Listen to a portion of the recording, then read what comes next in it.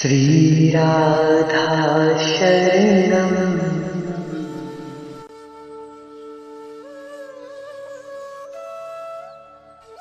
यह करो, यह मत करो, यह शुभ है, यह अशुभ है, इस प्रकार का उपदेश धर्मशास्त्र करता है और इसमें केवल मनुष्य का अधिकार है। लेकिन भागवत धर्म में प्राणी मात्र का अधिकार है और इसमें कर्म का निर्णय नहीं है, कर्म मात्र का निवेदन है। यत् कृतं यत् करिष्यामि तत्सर्वं न मया कृतं त्वया कृतं त्वफल भुक्तुमेव मधुसूदन। यह जो अंतर्यामी पुरुषोत्तम है, सर्व संचालक, सर्वलोक महेश्वर, यह सर्वसमर्थ निखिल दिव्य गुणें धाम, अनंत करुणा वर्णालय, सविशेष सगुण, इसके संकल्प से सृष्टि कोटि कोटि ब्रह्मांड मूर्त होते हैं और अपने संकल्प से यह साकार नहीं हो सकता। ऐसा सोचना कितनी समझदारी होगी। उसे तो आप जिस जिस भाव से समर्पित करते हो वह उसको स्वीकार करके आपके लिए वैसा ही बन जाता है। एक वेदांती परिचित ने कहा, यह तो बना हुआ कल्पित रूप हुआ ना? तो मैंने उससे कहा कि हानि क्या है? कल्पित ब्रह्माकार वृत्ति बनने पर जो कुछ होता है, कल्पित सगुण साकार के भी अंतःकरण में आने पर वही हो सकता है। कम से कम इतना तो आपको स्वीकार करना ही चाहिए।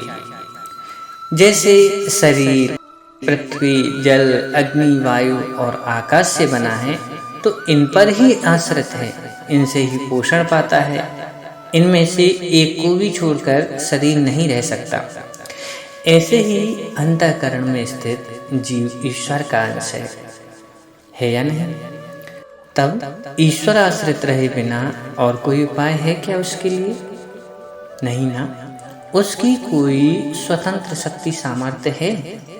यह स्वतंत्र शक्ति सामर्थ्य मानकर ही अपने में तो वह कर्ता स्मृति निबद्धते की अवस्था को प्राप्त हुआ है। अतः साधन चाहे कोई भी हो, सब में ही ईश्वर की अनुकंपा अनिवार्य रूप से अपेक्षित मानी गई है। सब में चरम स्थिति को साधन साधन नहीं माना जाता। यह साधक मात्र पर भले उनका साधन कुछ भी हो, अनुकंपा करने वाला जो अंतर्यामी पुरुष है वही प्राणों का प्राण, आत्मा की आत्मा अवतीर्ण होता है, इस धरा पर अपने को अभिव्यक्त करता है।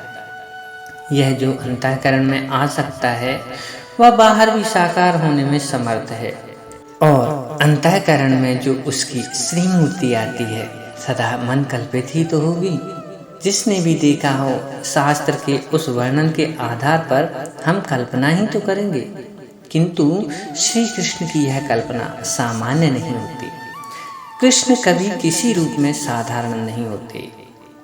श्रीमद् भागवत में श्री सुखदेव जी कहते हैं कि केवल एक बार श्री कृष्ण की मन कल्पित मूर्ति भी अंतर में आ जाए तो वह भी भगवती गति दे देती है। सच्चिदानंद कल्पना में आकर कल्पित माया के अनादि विस्तार को सदा के लिए समाप्त कर देते हैं। यही तो श्रुति शास्त्र प्रतिपादित शाश्वत सत्य है। सगुण सर्वेश्वर अनंत करुणा वर्णालय प्रेम एक मूर्ति प्रेम परवश अपने को अभिर्भूत करते हैं। वह आते हैं तो अपने वास्तविक स्वरूप में ही, किंतु हमारे लिए वह अज्ञेय है। अतः हम अपनी कल्पना के पात्रों में उस अनंत रस सिंधु को पात्र के अनुसार भरते हैं। यह हमारी व्यवस्था है। श्री कृष्ण का स्मरण, चिंतन तथा उनकी लीला के वर्णन में शास्त्र की, महर्षियों की, मेरी भी यह व्यवस्था ही है कि वे सच्चिदानंद घन न मन के विषय बनते हैं न वाणी के। उनमें मन वाणी का तो प्रवेश ही नहीं है। यह जो आपका अविकारी सच्चिदानंद घन अंतर्यामी है, वह साकार होकर सामने आ जाए तो कैसा लगेगा, कैसा होगा, यह बुद्धि सोच ही नहीं सकती। हमारी आपकी सबकी एक व्यवस्था है, बहुत बड़ी व्यवस्था है कि हम जैसे देखते, सुनते, सूंघते, छूते हैं, रस लेते हैं, सोचते हैं, इससे भिन्न कुछ हो तो हमारे लिए समझना असंभव हो जाएगा। जैसे आपने देखा होगा दीपावली पर बनी चीनी की मूर्तियाँ, इनमें श्री कृष्ण की मूर्ति भी होती है, हो तो सकती ही है। अब उस मूर्ति में वंशी, पटुका, केश, नेत्र आदि सब में समान मिठास है, या अधिक या कम होगी क्या? यदि वह मूर्ति कदाचित हंसने, बोलने, चलने लगे तो? योग दर्शन के अनुसार ईश्वर में न अविद्या, अस्मिता, राग, द्वेष, अभिनिवेश ये पंच क्लेश है। न कर्म फलों से स्पर्श करते हैं, न उसके अंतःकरण होता है। श्री कृष्ण का संपूर्ण श्री विग्रह, उनके वस्त्र, माला, आभरण, वंशी आदि सब विशुद्ध सच्चिदानंद घन है, अर्थात वैसे ही सच्चिदानंद घन घनीभूत होकर यह मूर्ति बने हैं, जैसे चीनी से बनी मूर्ति हो। श्री कृष्ण के श्री विग्रह में स्थूल, सूक्ष्म, कारण शरीर नहीं है।